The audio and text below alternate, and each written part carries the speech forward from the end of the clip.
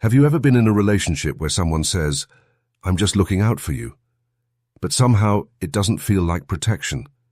It feels like pressure. At first, their attention feels warm. They text you, "Did you eat?" or "Let me know when you get home safe." These little acts of care make you feel wanted, special, even protected. But slowly, something changes. That sweet, "Did you eat?"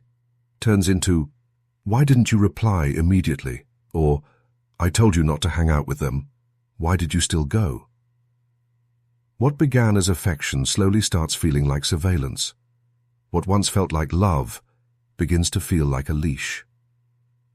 And here's the thing. Most people don't notice this shift while it's happening. Why? Because control rarely arrives wearing the mask of cruelty. It sneaks in dressed as concern.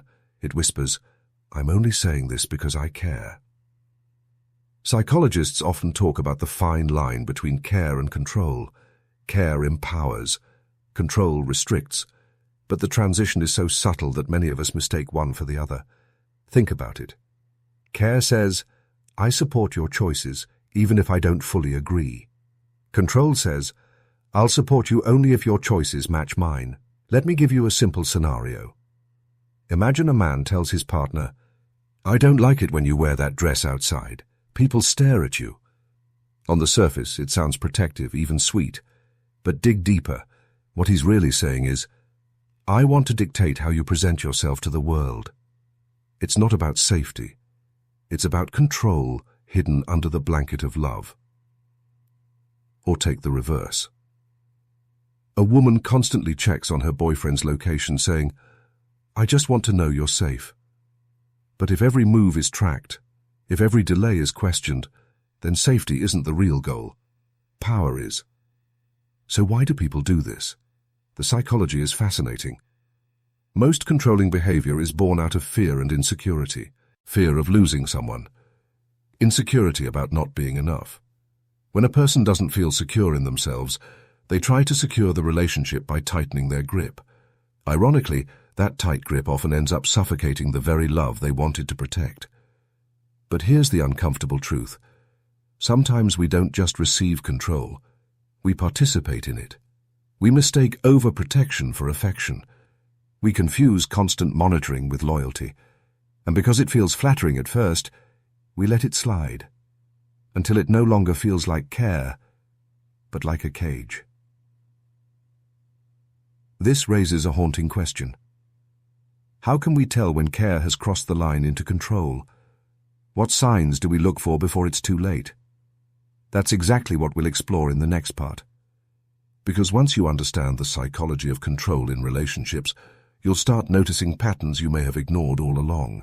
So how does care turn into control without us even noticing? It's all in the psychology behind subtle manipulation, a play of emotions, dependency, and hidden power dynamics. Most controlling behavior isn't loud. It doesn't shout.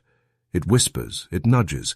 It convinces you that the problem is always outside and never the relationship itself.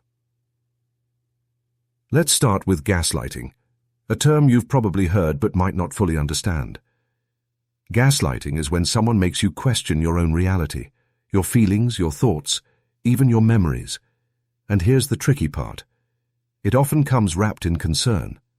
Someone might say, "I only said that because I know you overthink things," or "You're imagining problems that aren't there." Suddenly you start doubting yourself, thinking maybe they really do know better. What feels like care is actually a strategic way to erode your confidence, so you depend on their version of truth. Then there's emotional dependency. A controlling partner may insist that you rely on them for emotional stability, framing it as love. "I'm here for you. I'll handle everything so you don't have to stress." On the surface, it seems protective, even romantic. But over time, it creates a cycle. You rely more. They control more. Your independence diminishes, but you're convinced it's all out of love. And this isn't always about gender. Men and women can both fall into these patterns, but often the dynamics differ. Men may try to control decisions or finances, while claiming protection. Women might monitor behavior, friendships or social interactions, masking jealousy as care. In every case, the intention might start as love, but the effect is control. Another subtle method is the push-pull dynamic. One day your partner is overwhelmingly affectionate, texts you non-stop, showers you with attention. The next, they withdraw, punish, or guilt-trip you. Psychologists call this intermittent reinforcement, and it's devastating because your brain starts chasing approval and attention, mistaking control for love. It's a trap that's almost invisible when you're in it, yet it conditions you to tolerate overreach. Here's a truth most people overlook. Control is rarely obvious, and care rarely screams danger. It's in the tiny details, the constant check-ins, the friendly advice that really dictates your choices, the guilt disguised as concern. It's a dance where you don't even realize you're following steps someone else choreographed. And here's the part most people never realize until it's too late. These behaviors aren't always malicious. Sometimes your partner doesn't consciously mean to control you. They're repeating learned patterns from their past, insecurities, or fear of loss. But the impact is the same. A cage of subtle restrictions masquerading as love. By now you might be asking yourself, am I in this situation? Are my feelings being manipulated under the guise of care? In the next part, we'll uncover the signs that care has crossed into control. And more importantly, we'll discuss how to reclaim your independence without destroying the relationship. Because here's the reality. Understanding these patterns isn't about labeling someone as bad. It's about protecting your mind and heart while navigating love safely. By now, you've probably started asking yourself, how do I know if the care I'm receiving or giving has crossed the line into control? The truth is, there are subtle signals, patterns that most people overlook because they seem normal or even loving at first. But once you know what to look for, they become glaringly obvious. First, pay attention to your own feelings. Do you feel anxious or guilty whenever you make a choice independently? Are you constantly explaining yourself?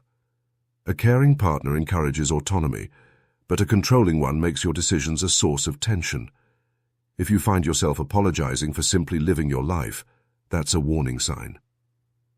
Second, observe the language being used. Phrases like, "I'm only saying this because I care," "I'm doing this for your own good," or "you'd be lost without me," are often red flags. They create a sense of dependency, subtly convincing you that your freedom depends on their approval. Another clear sign is constant monitoring disguised as concern. Whether it's checking your phone, questioning your friendships, or scrutinizing your daily routines, control often hides behind the mask of love. Remember, care inspires trust, while control demands obedience. Now, recognizing the signs is only half the battle. The next step is protecting yourself without destroying the relationship. One of the most powerful tools is boundary setting. Boundaries are not about punishment. They are about clarity. Saying, "I need space to make my own decisions," or "I feel uncomfortable when my choices are questioned," communicates respect for yourself, while allowing the relationship to continue on healthier terms. Communication is equally crucial. Express your feelings calmly and clearly.